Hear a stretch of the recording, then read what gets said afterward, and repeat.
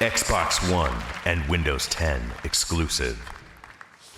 Cloaked in folds of midnight water, side by side, we sons and daughters, we set forth for no king's orders, but we'll sail together.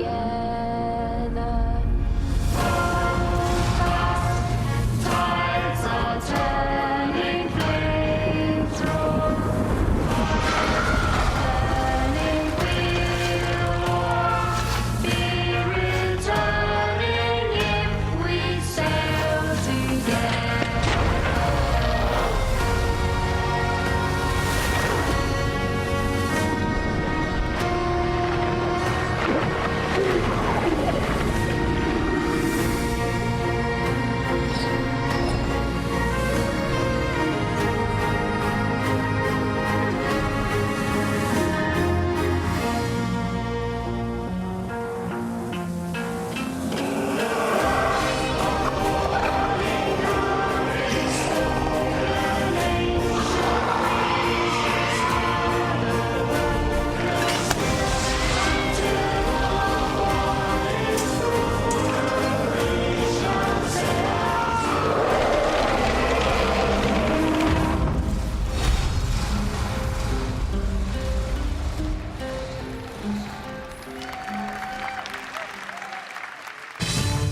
Ladies and gentlemen, from Rare, studio head Craig Duncan.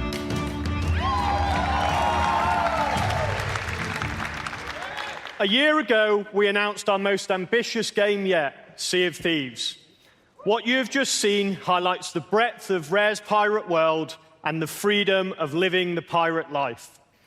In Sea of Thieves, you will embark on fantastic adventures with your friends, where you can explore rich worlds in search of hidden treasure, where fantastical creatures will challenge your skill and teamwork, and where the potential threat of other players always lurks over the horizon.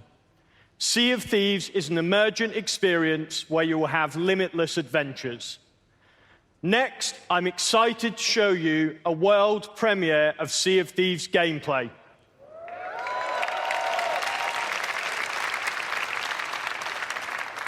Three weeks ago, we invited some of our awesome Sea of Thieves community to Rare to be the first players in the world to play our game. We put them into 3 crews with no tutorials and watched them set sail for adventure. This is their story.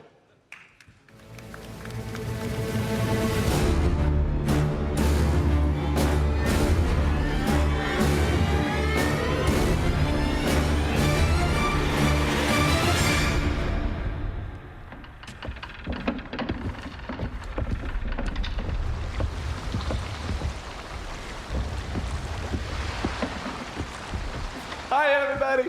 Oh, hello. Here we are. Stay back. Stay back. Ye foul beasts. There we go, see? That's so cool. Help me out. More people can do the anchor thing. Nom nom nom nom nom nom. The main mast sails still need to go down. Oh, they're down. They're down. They're down. We're sailing! Dude, which island are you going to? Which island? The farthest one in the distance. Are we emptying it? This was the best idea. I don't know. I can usually walk a straighter line than this. Oh my god. Oh, you guys. Oh, okay. Oh no! You're gonna hit that rock. You're gonna hit that rock. I think it's gonna be too tight. Just go. Just go. No, no, no! No! You're gonna sink us. You're gonna sink us. Oh, I found the captain's quarters. This is mine. Mine. Okay, so the sail's blocking my vision, so you're gonna need to tell me where to steer. I'm looking at the water, Chad. Shut up. Guys, We gotta get up! Go to the boat. Go to the boat. Oh my god! Oh no! Raise the anchor! Set the sail! You're leaving me behind! No! Oh, they're right on top. Oh no! Whoa! Whoa! All right, man the cannon! They're shooting back. Dive! Dive! Yeah! Okay, Mike, you're repairing, right? We're sinking. Oh, dude, we're gonna drown. It's water down here. What do we do? What do we do? I don't know. Bail. We're screwed. We say come, yeah! No! There's a ship to the left, Oh my god. They're going down, yeah! Let's go!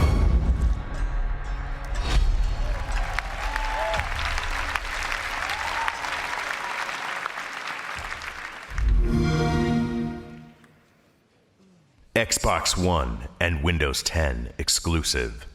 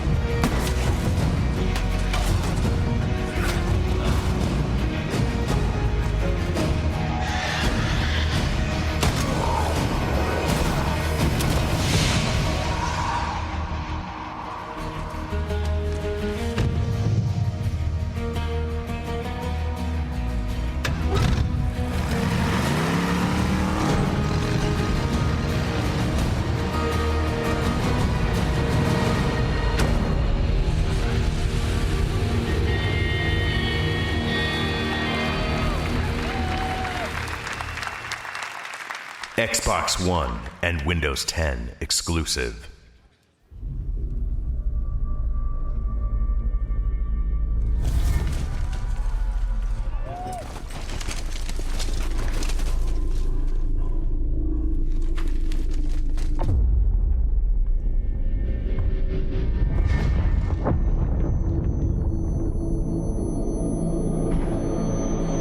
Tanta exclusividade, daqui a pouco não tem mais jogos pra computador e eu só jogo no computador.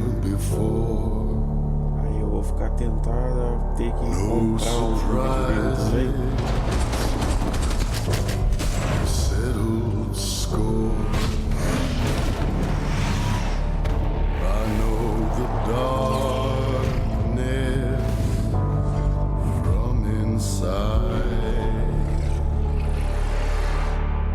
Reckless rage and poison pride.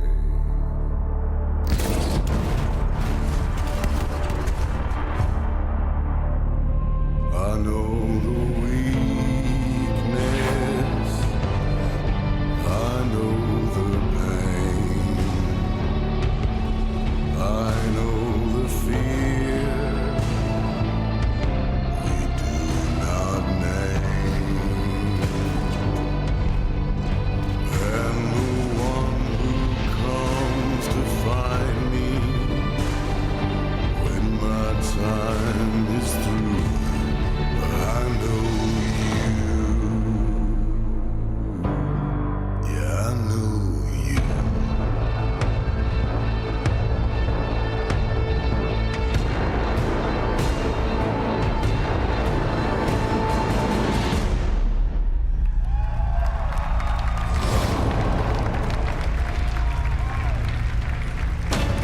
Welcome from 343 Industries, studio head Dan Ayub.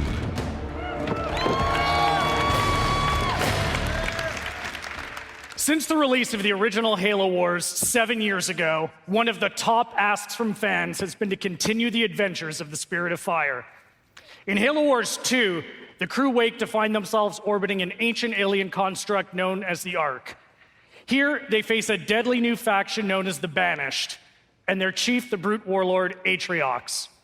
Atriox is an entirely new kind of villain in our universe, a brilliant leader with the power of a massive army behind him, and he represents a menace that the crew are completely unprepared for.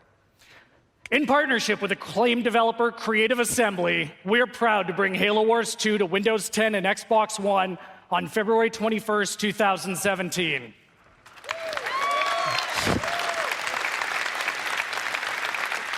Halo Wars 2 will be an Xbox Play Anywhere title and will be playable here at E3. But you guys don't have to wait to play Halo Wars 2. We're launching a week-long beta on Xbox One right now.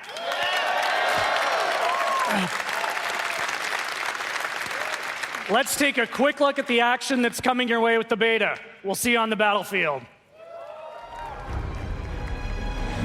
We've detected a large incoming enemy force. Eradicate them! Bench, ready for assignment. Taking fire! Ghost under attack! Enemy forces spotted. Sending location. Our allies' base is under attack. As I predicted, the enemy is nearly done for. Protect the containers! Push them back!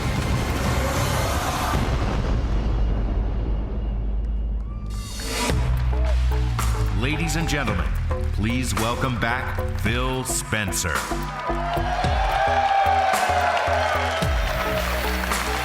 "15 years ago, Microsoft launched the original Xbox with the goal of pushing console gaming forward. We offered an innovative new game franchises on a powerful box with the built-in ability to connect gamers together. And that same spirit of invention, connection, and fun inspires us to this day. Now, we see a whole new gaming landscape, one being driven by an unprecedented pace of innovation, transformation, and creativity. You are leading this shift with the way you play today.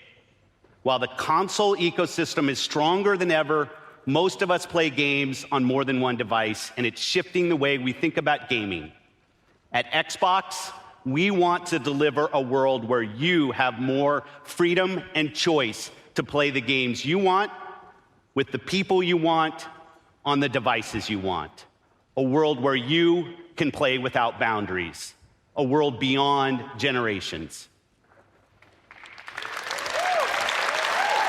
At Team Xbox, we believe you should have a diverse and expansive library of games. So today, we announced our biggest lineup of games for Xbox One and Windows 10, along with the Xbox Play Anywhere program that enables you to buy a game once and play it on Xbox One and Windows 10.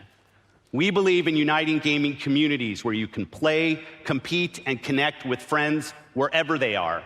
So today, we showed you how Xbox Live is available for developers to use across Xbox, Windows 10, VR, and mobile. We believe in gaming for everyone, where all gamers are welcome, respected, and supported. So today, we announced new Xbox Live features to help you build your network and play your way. And we believe in hardware innovation without sacrificing compatibility. Today, we announced the Xbox One S, the new addition to the Xbox One family, and shared that all Xbox One games and accessories will continue to work across all members of the Xbox One family. But that's just the beginning. We see exciting opportunities on the horizon, opportunities to unlock new innovation for both gamers and developers alike. The next step change for gamers and developers must deliver true 4K gaming and high-fidelity VR. So we've been talking to our friends and asking them what they want to see from us. I'm really excited to share what we've been working on.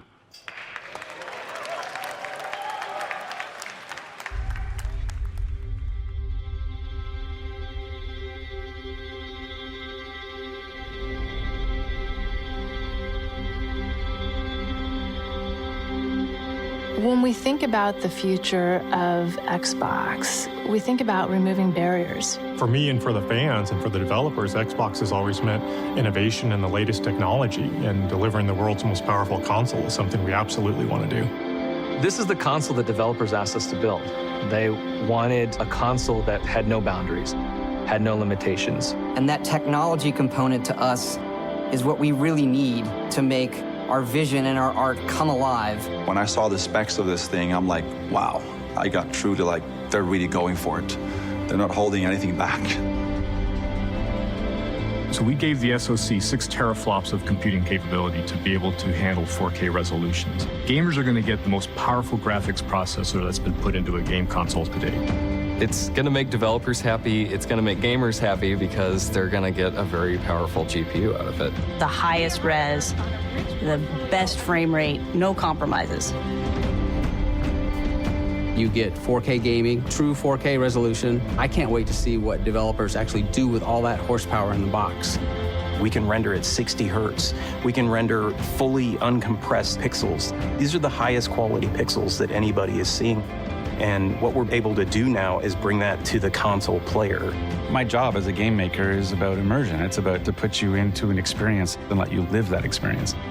The richer and more accurate those visuals are, the more immersive it is. And if we can get a lot more performance, and I mean a lot more, like with this, we get to much greater and better game experiences as a result. We're moving Fallout 4 to VR, and to have a console that can support that at the resolution and speed that we really want, I think it's going to be magical.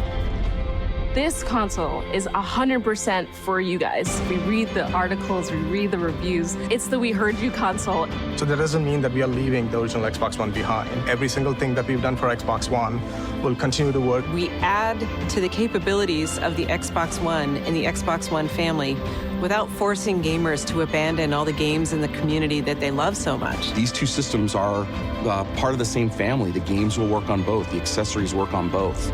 Well, the box we're building is incredible. It's going to have 8 CPU cores, over 320 gigabytes per second of memory bandwidth, 6 teraflops of GPU power.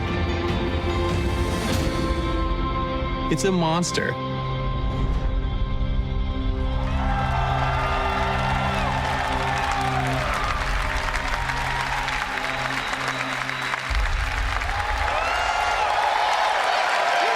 Project Scorpio will be the next addition to the Xbox One family, and it is ultimately the next step in delivering our vision for the future of gaming beyond generations. When it ships next year, we believe it will be the most powerful console ever built. With 6 teraflops of power, this is hardware built specifically to lead the console industry into true 4K gaming and high-fidelity VR.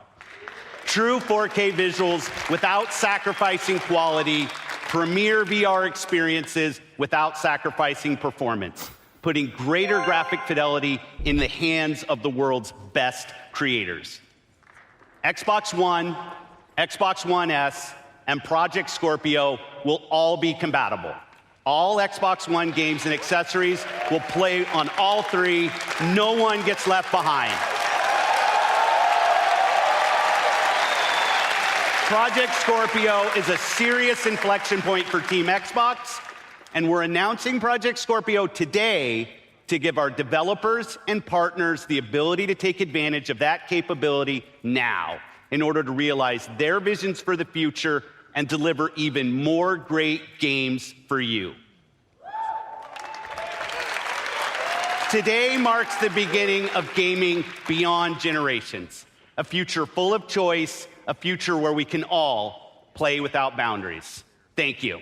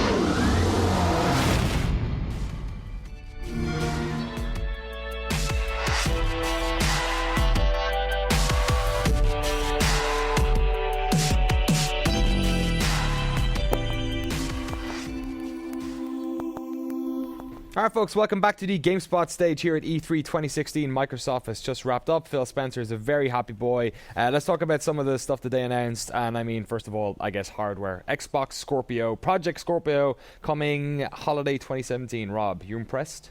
I'm amazed by this. I think the way they pitched it has been fantastic. The main thing that they were saying, the key point, is that any Xbox game can play across any Xbox system. That's the original Xbox One, the Xbox One S, or Project Scorpio. That is the key point. Now, whether Sony can say the same thing about PS4K remains to be seen, but I think that's a key point for Microsoft. The second key point, and they were talking about it in the video, they were saying this was designed for developers. And I think that's so important. The Xbox One's quite tricky to develop for, quite elaborate. The PS4 has been a massive success because Mark Cerny built a machine that was very easy to develop for. Right. I think changing that perspective, making this as easy as possible to develop for, it's going to be a key thing for them. So I'm super impressed. 6 teraflops, that was what the rumor was floating about 2 weeks ago. You're talking about like a 3 to 4 times, you know, you can never tell unless we actually get the games and start doing performance runs on them. But it's a significant upgrade. At this stage, Mike, could they almost call this a new console? Because, you know, it's. I guess the reason they probably wouldn't is because then with the backwards compatibility stuff, or the like constant cross compatibility, that messaging might get a bit muddy. But it seems like a pretty fundamental upgrade. Yeah, definitely. I mean, with all the actual improvements, if it is like it's purported to be 3 or 4 times more powerful, that's that's like the jump from a console to another generation. The Slim in the meantime is pretty big. I mean, that's what, $300. Yeah, it doesn't seem too out of people's ballparks, I guess. Just like to fill that gap before, because holiday 2017 is sort of a while away for this kind of announcement, I guess. Well, maybe not for this kind of announcement. You know, like consoles are always rumored for a while, but you still have like PS4.5, whatever it's called, that's going to be announced, you know, in the interim. We'll see when they actually release. But like Rob had said, the fact that it's kind of this lineup of consoles, it's like this brand now. It's not exactly, they're not marketing as a new console, despite the fact that from a hardware standpoint, kind of is. Yeah, I guess it's probably the new frontier of consoles, this incremental sort of upgrades. This also sort of cleared up some of the virtual reality stuff that came out of Bethesda when they said, hey, we're launching Fallout 4 on HTC Vive in March. I guess that's why they said that, maybe, because we're not going to get... I mean, Microsoft didn't talk about virtual reality at all. The rumor was that they were in with Oculus. So maybe you could interpret that as, okay, all that stuff's going to come on Scorpio in, you know, holiday 2017. We'll talk about that later. What's your read on that, Rob? Well, the big question is, what virtual reality device are they talking about? They're saying this console is VR ready, it's VR capable, no compromise is what they were saying. Slight dig at Sony, if you ask me, because Morpheus is quite a modestly powered VR device. They're saying no compromises. But the question still hangs in the air. What VR device are they talking about? Are they talking about Oculus? Are they talking about Vive? Are they talking about both? Yeah, are they talking about HoloLens? Have they even made that decision yet? Right. Who knows? I'm not really interested in VR, but you know, it's quite an interesting point, I think. Yeah, Dave. Before the show, you were talking a lot about how, you know, it is time for the Xbox Slim. We did finally see it. It's got. They were talking a lot about the 4K video, which was rumored beforehand. There's a new wireless controller with a textured grip, higher range, Bluetooth, same price as the regular one, and they also mentioned HDR games. What do you think about Slim? Do you think it's a decent stopgap between this and Scorpio? When they announced the Slim, I was excited for it. I thought, okay, maybe this could be something I can pick up, replace my old giant Xbox One. But then at the end, when they announced the Scorpio, I was like, what's the point now? Right. Yeah. Like, surely I'm just going to save my $300, wait maybe an extra year, deal with the Xbox One I currently have, and then get a Scorpio. Yeah. But for people who want to get into Xbox One gaming, I think it would be a good stopgap because, like they said, everything now works on everything. Yeah, they've really torn down some walls here. The interesting thing about that, $299, I mean, it's basically going to replace the Xbox now. I don't see why anyone would go for that. Looks super slick as well. And then the other thing that they added, I guess we should throw in with this lot, is the customizable controllers in Design Lab. This is like the least Microsoft thing ever to like let people make their own controllers. What do you think about this one, Rob? I'm really excited to build my own controller. How much would you spend? I would spend $50 right now for a regular ass one, $150 for your esports controller. What would you spend for a pink triggers and a green faceplate. My line is $79.99. No, you got to talk them down. You got to start at 40. Because they're going to try and... Yeah, do you think it's going to be a premium price on this, Mike? Probably. I would spend like $100 if I can get like Would you? Yeah, if I can get like a lime green and orange controller or something. Just some gaudy awfulness. Yeah. You could change up the D-pad and the thumbsticks. Put my name at the bottom. So I'm guessing this works like whatever, like what were you saying, like that Nike store in New York where you just walk in and... Yeah, some like the bigger Nike, like Nike Town has those shoe labs. You can design every aspect from the swoosh to the... I can see every game being released as an Xbox One exclusive now coming with a pre-order bonus of controller skins, though. Right, yeah. Yeah. They just That's like pre-built. Cool. I mean, yeah, that Nike stuff you can do online as well, and like Puma as well, and a couple of other shoe stuff. So perhaps this is via a web page or an app of some sort. I guess we'll find out soon enough. Okay, let's get into the other interesting... I guess another interesting announcement we saw today was the walls of the software walls have been sort of like taken down between PC and Xbox One, and we talked a little bit about this before the show started, but this was pretty ubiquitous across all the games they were talking about. Rob, what was your take on what is Xbox's crossplay? What have they called it again?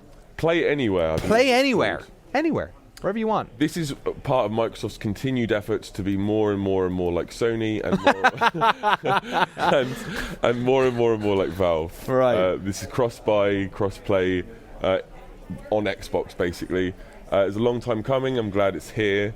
I don't know how successful it's going to be. I don't know how many people are in that Venn diagram of Windows 10 fans and Xbox One fans who want to play a game between their PC and their console.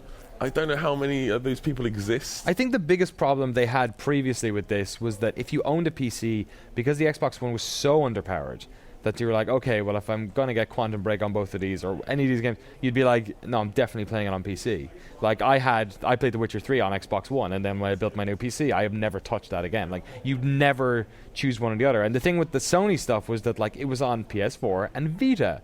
And it made sense, because they're like two different use cases for playing games, right? So it did feel like an value-added thing. So... I mean, lots of games have this. They were talking about Gears of War was going to be on that, Forza Horizon 3. They've also talked about cross-save being sort of ubiquitous, and cross-play then between a lot of these as well. So we had Xbox One folks playing with PC folks in Forza as well. It's a better deal than the Sony thing, right, Mike? Because it's like these are full-price games. It's not like, Vita. I like my Vita, but it's a Vita, Yeah, it's like Guacamelee and stuff. Yeah. Good game, but... Indie games mostly, right? Yeah. No, like this is, you buy Gears of War 4, you have it on both platforms. Like you said, it makes a little more sense to have one that's like kind of a mobile thing and one that's handheld and one's like stationary in your living room. It's kind of odd that it would be odd if like the PC and consoles were just kind of, you buy one, you don't have the other, even though you're playing the same space. But it makes sense. I mean, if I get Halo Wars 2, I can play it on my Xbox, depending on where I am. I can play it on PC. It seems like a really good deal. You're not like forking out like two different versions of the game, like $60 and like each time. And they're surely not losing money on this. Like, there's probably not a lot of people who are like buying both on PC and Xbox. Right. Like up until now, they're probably going to get a lot of goodwill out of it. It's going to feel like an ALU-VAD every time you buy an Xbox, because every person buying an Xbox is like, oh, all these games are going to now work on it. I think from their perspective, it encourages PC owners to check out an Xbox, encourages Xbox One owners to upgrade to Windows 10, which Microsoft really wants you to do. That's a good point. Because it's not going to be Windows XP, presumably, not going to be Windows 8, it's going to have to be Windows 10. ME. Did you like to say Windows XP? Yeah. Oh my goodness. So it's not going to be any of those operating systems, it's only going to be on Windows 10. So it kind of makes sense. Yeah, good news. Okay, let's talk about some goddamn video games. Gears of War 4. Rod Ferguson got trotted out on stage, showed it off. It's on Xbox Play Anywhere. It's cross-buy, cross-play, cross-everything. Laura Bailey came out, and then we saw some hot gameplay.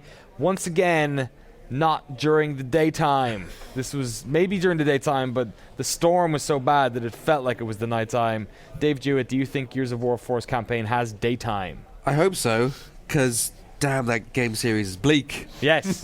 But I mentioned before, horror roots, saying that they need to do something special for me to want to get hype about Gears of War again. I'm not sure they've done that. Some Right. of the set pieces looked amazing, the graphics looked great, but it still just looks by the books Gears of War. Yeah. I suppose if you're a Gears of War fan, that's exactly what you want. But you're a Gears of War fan. It's not exactly what I want. No, I you're want right, something right? a bit more new. I want a shot of adrenaline into its spine. I want to be excited for Gears again. And while we've seen some new set pieces, upgraded weapons, it looks a lot nicer. And we even got teased with an old Marcus. I think that was the only bit that makes me want to pick it up again to see what Marcus has been up to. I mean, it looks great, but it's been getting grey, hasn't it? It's just more Gears of War. Yeah, I mean, the bit they showed, actually, this part here where they showed the turret firing at you, and then when you went up and pressed X on that thing... That was dumb. The turret just stopped firing for no reason. I mean, it's a little... did they need to, like, breathe new life into this? Oh, I mean, I think this game isn't gory enough, isn't disgusting enough. Doom Light, you called it. Yeah, Doomlight, I've called it. Yeah, like you've been playing Doom recently, right? Yeah. And it is filthy. Yeah. It is horrendous. I feel it like, is amazing. I'm dripping. I feel like I need a shower after I play it. Absolutely. And this is like a Diet Coke version of that. Right. You know, it's not quite gruesome enough, I would say. Yeah, it's a bit more Microsoft than Epic Games, I think, is what you could say about Gears of War recently. Although they do have the Ripper from Unreal Tournament in this game now, which is pretty cool. Yeah, I mean, it felt like a lot of Twitter was having the same reaction, where it's like, this is quite safe, right, Mike? Yeah, because I mean, going back to the first Gears of War, the thing that struck me after 9 years is that how much it's just kill these enemies, advance to the next area, kill these enemies, advance to the next area. I think the more shooters we see, the more we kind of appreciate when they can contextualize the combat in a engaging or meaningful way. And the thing that struck me with this was that lightning storm part, but it wasn't even that. You were just dodging these things across this one parking lot. And it seemed like the person who was playing had played this before and knew where not to go as well a little bit. I needed something, like Dave said, to actually convince me they're still creative and they're not out of energy with this series, even though this is their first full original game from the Coalition, and they were obviously created specifically to make these games, so they know what they're doing, but is there still inspiration there? Yeah. I don't know. It doesn't look like it right now. It's weird. We'll have to wait and see. And a lot of dialogue in this, which, in a post-Uncharted 4 world, it's great to have all that sort of stuff. But then also, it's a post-Uncharted 4 world. You can't just have your by-the-number shooter anymore. So, we'll have to wait and see, I guess. They're also releasing an Xbox Elite controller for this, so good job. If you want to spend a lot of hot money on that stuff. All right, let's shift gears a little bit here. Forza Horizon 3, has been announced. Dave, as you saw, the Lambo outside of Microsoft's press conference, you spotted that. Yeah. Gave us that hot tip. And we saw the black and orange one right in the game as well. So we did. We saw 4 people playing on a bunch of different consoles, on wheels, on controllers, on everything. It's in Australia. Look at that. Look at all this Australia happening right now. How much Australia can you play? A lot of it. It's an open world. Who's excited about this one? Yeah. Mike Mahardy, what do you think? Definitely. I'm not really into racing games, but this looks like something that I could just... You just love Australia. Yeah. You just any game, any movie. Mad Max, big fan. Yeah. Yeah. But mainly just the fact that you can kind of almost lazily drive around exploring. Right. Because I'm not a competitive racer, but my favorite racing games are the ones that obviously they have that great kinetic energy to it, but I'm looking forward to actually kind of exploring this. Look at this. You're racing a car that's on a helicopter. That's a bit unfair, really, isn't it, Rob? It looks great, right? Graphically, I mean. I was mesmerised by this. Yeah. I thought it looked fantastic. I thought it was one of the best games on the press conference, actually. It reminds me a little bit of Forza Horizon. It reminds me a little bit of really? Of the first Forza Horizon. and also the second one. And number 2, yes. It reminds me of Burnout Paradise, actually. Right, okay. And I miss Burnout Paradise, Danny. That's an interesting reference, because they are going for 4-player co-op open world, and my brain instantly went to The Crew, which is because that was basically the USP of that game, was this is a 4-player co-op game, it's open world, go have a laugh. But yeah, right, Burnout Paradise was the same thing. It was just jaunting around, doing dumb types of races and stuff. Yeah, doing crazy stuff in beautiful locations. Do you think DJ Atomica is in Forza Horizon 3? I would hope so. Dave, what was your take on this? It takes a lot for me to get excited for a racing game. It's not really my thing, but I am really excited to play this. The fact that I can race through streets, swamps, jungle, beaches, deserts. Yeah, huge variety of different types of racing. It's got essence of Burnout Paradise, essence of Dirt, essence of Forza.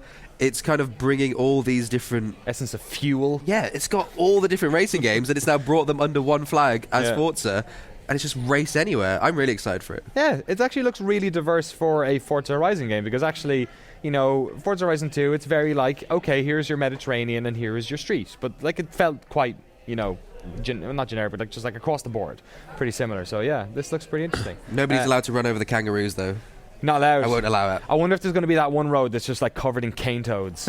You know, like those truckers just run. There's like one trucking race where just ruins your handling, burning through cane toads. Yeah, a drop bear drops on your head. So sorry, Ed Tran, who's directing the show, is Australian. He's probably screaming in my ear right now. Coming to Xbox One and Windows 10, upgrade from Millennium Edition, folks. Go play Forza Horizon 3. We also saw some gameplay of Recore for the very first time. This is Keiji Inafune's sort of getting his fingers in there a little bit. We were saying was a bunch of the creative team behind Metroid Prime. Yeah. What was your take on it, Mike? I'm kind of glad they showed more of like how the robots are going to be, how you're like building up a team. It seems like, I don't know if they're going to carry each of them through the entire game or how that's going to work, but I mean, the way that they were showing it was kind of, she was using one that was like a grappling hook almost. Yeah. It seems like, I don't know, like almost like a Mega Man vibe. Like obviously Inafune is attached to it, but it looks like you're gaining these actual abilities, which that also strikes me as the Metroid Prime aspect that I'm interested in. Kind of the exploring that new world and have these item gates that you get through and learn all these new abilities as you're going.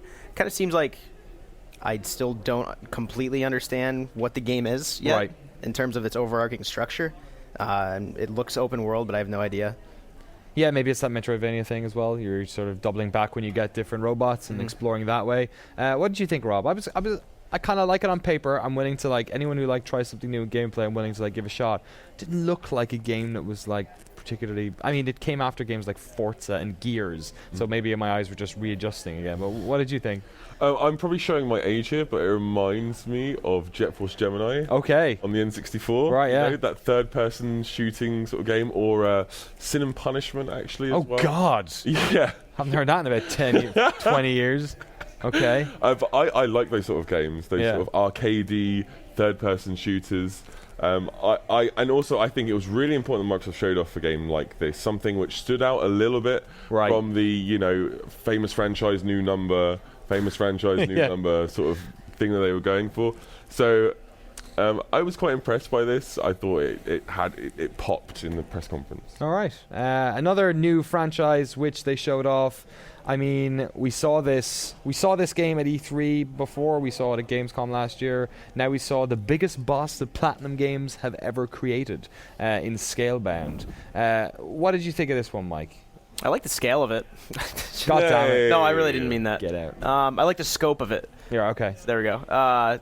The boss they showed looked not like a Shadow of the Colossus vibe, really. Cause it was a giant enemy crab, Mike. Yeah, you could just say that about any keeping with E3 bosses. I thought it was more interesting than like I originally thought it might be, because it originally struck me as like a Devil May Cry. You're fighting a bunch of these smaller enemies, and you have a dragon with you. But I kind of like the idea of, I don't know, fighting this gigantic thing with weak points. With your buddies, though. It looks a little, with the co-op involved, too. It looks a little more nuanced than I thought the original trailer was conveying. Bit mashier, yeah. Maybe the Dante-esque character threw me off. I'm still not sure about him, to be completely honest. Jerk. Yeah. No. I mean, definitely piqued my interest, though, more than it did. Any fans of this type of game here sitting on the couch? It looks, I mean, I definitely got excited seeing the, again, the scale of it.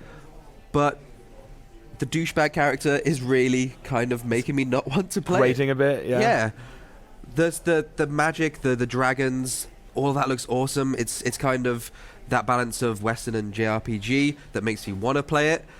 I think I'd be more tempted to get it if like 3 friends called me and said, Dave, this is really good, you should pick it up and join as a 4-man group. But playing it solo and just having all my company just being that douchebag with his headphones. Right. That might get was a bit everyone grating. that guy?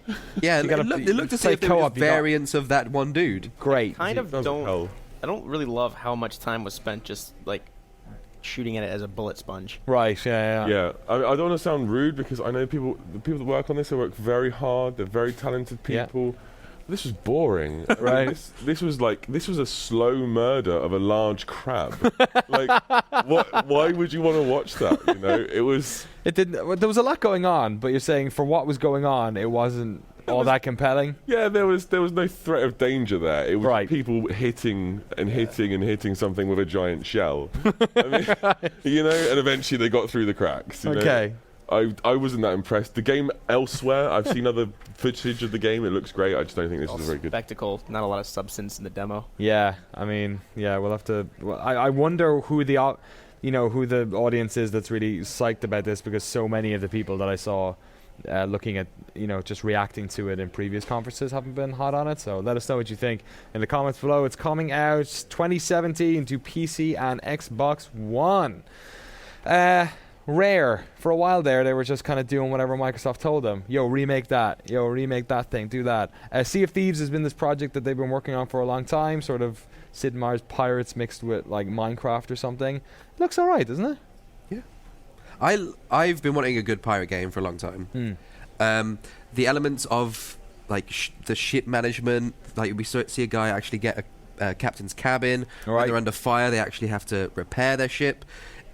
I would definitely pick this up with some friends and like create my scallywag crew and go across the 7 seas. Again, it looks like something that might be... Jesus Christ. How many pirating references are you going to get in here, Dave? I'm doing my best. It does look, again, like the kind of thing that would be less exciting playing like either with randoms or by myself. Yeah. Like I would need to be able to, maybe it's just I'm a control freak, but I need to have a group of friends to tell them what to do. I'm the captain of this ship. I'm the captain now. I mean, it seems like it's been developed with that in mind. They had some hot influencers here playing, having a jolly old time. What did you think about this one, Rob?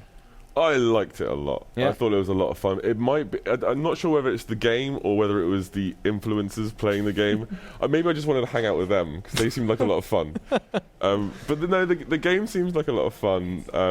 The whole swashbuckling adventure sort of thing. I think there's room for that. I'd like to give it a try. Yeah, I mean, I'd like to know what the sort of the objective, the grand objective of this game is. I mean, some games don't need it. Like Minecraft's all about creating. This game seems to be more about exploration and like working together. So I wonder if it's going to be sort of like, I would like this filtered through some sort of like No Man's Sky, you need to get here kind of thing, right? And the further you get, the harder it gets. And maybe there are massive crabs you have to kill there as well. Seems to be the thing everyone loves right now. So you're thinking it's going to be open world? I don't know. Yeah, maybe. Like, it doesn't seem to me like a deathmatch game. Like, because that's basically what they showed, was like a team deathmatch on boats, right? But like this to me must be like a snippet of what's happening in a grander sort of thing. What do you think, Mike? Yeah, I would assume they just showed this because combat plays well to these kind of press conferences. But I don't know. Maybe it's the minimalistic kind of cartoony art style that doesn't convince me it's going to be that deep. Which I know that's like not at all indicative of the game's systems, but it seems like they're going for a more surface appeal of the pirate thing. I mean, like David said earlier, if you're like by yourself, it would be kind of funny to see like a one-on-one thing where the guys are sprinting between the sails and the cannon and the wheel. It doesn't have me completely sold. I really like Assassin's Creed 4, not as an Assassin's Creed game. I like it as a pirate game. Right. And if something's going to beat that out for me when I have that itch, it would have to be pretty deep. Like if you said if it was an open world where you're actually worried about like trading and kind of like having these, I don't know, hideouts set up all over the place for your scallywags, as Dave said, or whatever. That would convince me to check out this game and put a lot of time into it. But right now, I'm not completely sold on it. It's been a good year for pirate games. We played Uncharted 4. I'm looking forward to getting back on the ship. Yes, more from Sea of Thieves. Hopefully soon, but they haven't got a release date for that one either, I don't think. But it's coming out Windows 10 and I get Xbox to play it One. later this week, actually. Now that really? Yeah, so I'll check that out. Yeah, let us know more of your insights on GameSpot.com. Also said Xbox.com. That's not good. I'm going crazy with the Xbox fever. Halo Wars 2. Yeah. You called it beforehand. We saw a interesting, fancy-looking trailer. Kind of looked like that Halo 3 little diorama thing. What did you think of what you saw of that trailer? So to get into the geeky Halo lore side, I mean, do it. Yeah. Did you spot anything? Yeah, they were saying. I've never heard of this faction of brutes before, which brutes were introduced in Halo 2, but they've been around a while before it, during like the Civil War, the Covenant Civil War. But they said it's going to be a sequel to Halo Wars, which could mean it could be set whenever. It could have been set between ODST and 3 for all we know, but it appears it's still before Reach. Okay. Because there's still a lot of Spartans they showed, so clearly they're not all wiped out. But the thing I'm excited about is the first game, as much as I liked it, it was very shallow for an RTS. It was an RTS made for Halo players. Right, yeah. Whereas I It's want basic. a Halo game made for RTS players. Yeah. Because I really like RTS. That's like one of my favorite, like, kind of, not niche genres, but that's like what I grew up with, like Command & Conquer, Homeworld, stuff like that. And look at the success of Total Warhammer. I mean, that thing has sold an insane amount of money, and same copies, and this is going to come to PC as well. Yeah, and the fact that Creative Assembly is doing this, they have a lot of background with RTS, so it might not be that basic, just rock, paper, scissors structure the first game had. Maybe they'll actually have a little more nuance to that kind of structure, which all RTSs kind of have that. StarCraft 2 has that, but they have good ways of finding nuance within that framework. So, yeah, I'm looking forward to this. Do you think they'll have 2 control systems? One for PC, right? One for That is odd, yeah, because Halo Wars was just, correct me if I'm wrong, just exclusively 360 at first, right? Yeah. Precisely. So that begs the question, how are they going to kind of map it for the different platforms? Because PC, you feel like you would almost have to favor PC and then figure out how to map it to a controller. Yeah. But would your main audience be console players, and then you have to take that into account, whether it's like Xbox players that are going to mainly be attracted to the Halo name? Like, we have seen other games go to the effort of creating 2. I mean, XCOM 2 recently came out on PC, and now it's coming to console, and they are going to have to redo the UI for Enemy that game. Unknown was really good on consoles. Yes. As far as UI UX goes. Yeah, it didn't sell apparently. Right. Which is why they went first with the PC this time, but Sure. clearly there's enough people asking for it. Yeah, I guess we'll have to wait and see. It's been a little while since we had a Halo Wars game, so if you're excited about that one, please give us your thoughts in the comment box below. We got a great little... I don't want to say this is something I don't know, weren't expecting. We Happy Few. This has been a game that's been bouncing around for a while, right? It's like an indie, first-person, like, exploration game. The trailer we saw today made it, first of all, it's gotten a serious lick of paint. It looks really great. And it also looks almost like Bioshock-esque in a way. Who knows? That bit we saw was probably just a setup at the start of the game, and then it breaks out into its more sort of "Sir, you are being hunted" open world kind of thing. But what did you think of this, Rob? You seem to be very impressed by it. I think this was the game of the show. Really? Yeah, I thought it was amazing. It was dark and disturbing and creepy in all the ways I like things to be like that. I mean, it reminded me of 1984. In fact, there was almost a reference in 1984 at the start where the main character was trying to alter newspaper reports. Right, yeah. Keith Winston did in 1984. I think the scene where you're hitting the piñata, it's so disgusting and dark because he's not taking his joy pills, yeah. Right? Which makes him see the world like in a far more utopian way. He's not taking them, and he's hitting a piñata, and it turns out he's actually hitting a rat, and there's like blood everywhere. And just I'm a sucker for utopias with a flaw at the heart of it, you know, like basically a dressed up dystopia. So I thought I loved the tone, I loved how it looked, and I'm really impressed that an indie studio, presumably a small indie studio, is delivering a 3D game like this. Yeah, it's been shopped around for a while. I played it at Gamescom for like a good 40 minutes maybe last year, and it's fun. And like I like games like Sir, You're Being Hunted, which if you don't play those games, they're basically like sort of sandbox worlds that you go into, and you're basically given a sort of a vague... I mean, Sorry You're Being Hunted is a roguelike. I don't think this is. You give them like a vague thing like, oh, you should like break into people's houses and get things and, you know, explore different biomes within the world. This one apparently has a bunch of different biomes. One is like the sort of, you know, dressed up dystopia you're talking about here, where you have to act a certain way and pretend like you're happy, and like or the bobbies will come get you. Then there's like another district which is people who have come off their joy, which is they're all kind of like downtrodden, and it's a bit more like rural, and they don't like the other people, and like they have gates to stop the joyless getting in to the other place. So it looks like that, and a mixture of that and like Thief, because you're like breaking into houses and turning off turrets and stuff like that. So we didn't get to see a lot of that, but yeah, I like the theme of depression as well, you know, like if you're suffering from depression, you have to be smiling all the time. Right, yeah. You have to present yourself as happy all the time. Yeah. And I think it's touching on that. Yeah. I think that it deliberately is touching on that, and I like that. Yeah, and also how like the richer bourgeoisie people with the money for joy kind of look down on the downers, I think they're calling them. Yes, totally. So it's kind of like how a society perceives depression could be a theme for that totally story. Or how society perceives poverty as well, because the sort of the downer people live in this sort of caste type part of the world as well. So, you know, it's all well and good when you're rich, but you haven't got the cash. It's a bit different. Interesting game. Yeah. Really, like, it's scrubbed up real well. You should go back and check out gameplay of that. I mean, it didn't look bad, but it looked like an indie PC game, Whereas now it actually, I mean, it looks super polished. It also seemed more like it was just falling into that "don't starve" kind of vein of the everything I played, like you had said, it was in this rundown kind of like overgrown part of town where there's just a bunch of these, like a lot of the downers were almost like these zombies kind of. Yeah. And you're collecting like supplies. It's like basic AI, kind of rough around the edges. It seemed interesting, but there's so many of those games now. I think it's kind of permeated in that genre. So, or it's kind of like it's too pervasive now. Where I like the new angle they showed today. Yeah, kind of showed a different side to it that I wasn't expecting at all. Maybe that's just the single player setup, and then it does still turn into that type of game. I mean, maybe that's enough. We'll have to wait and see. But very excited about seeing more of We Happy Few. All right, let's kick it off with another game that we hoped was going to come back this year. We saw the trailer, Dead Rising 4. It's out. Frank West is back. It's coming out, rather. Frank West is back, and it's coming out actually pretty soon, holiday 2016. Mike, you excited about this one? Yeah, I am. We were talking earlier in the pre-show whether they were going to kind of go back to Dead Rising 1 and 2 a little bit more. You see them getting less reserved as they go on. Dead Rising 3 I had a lot of fun with, but it was a very Western open world like zombie game. I mean, based on what they were showing in this, that looks almost like Sunset Overdrive kind of weapons, but doesn't look like they have any reservations with this game. Yeah. See, that's just a giant snack stand that he's driving. I mean, I kind of hope they're not leaning too hard into the nonsense of Dead Rising 3. Because I'm a little bit worried about that.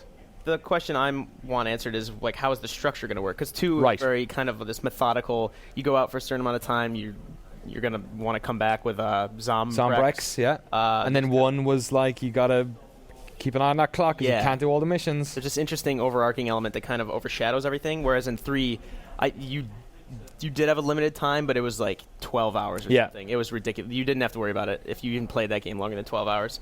The crafting looks like it's coming back, obviously.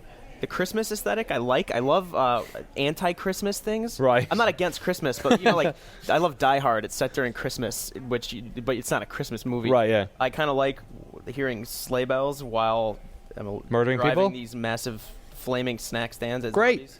Well, this is the perfect game for you, Mike Marty. Remind me to not hang out with you in December. Oh, yeah.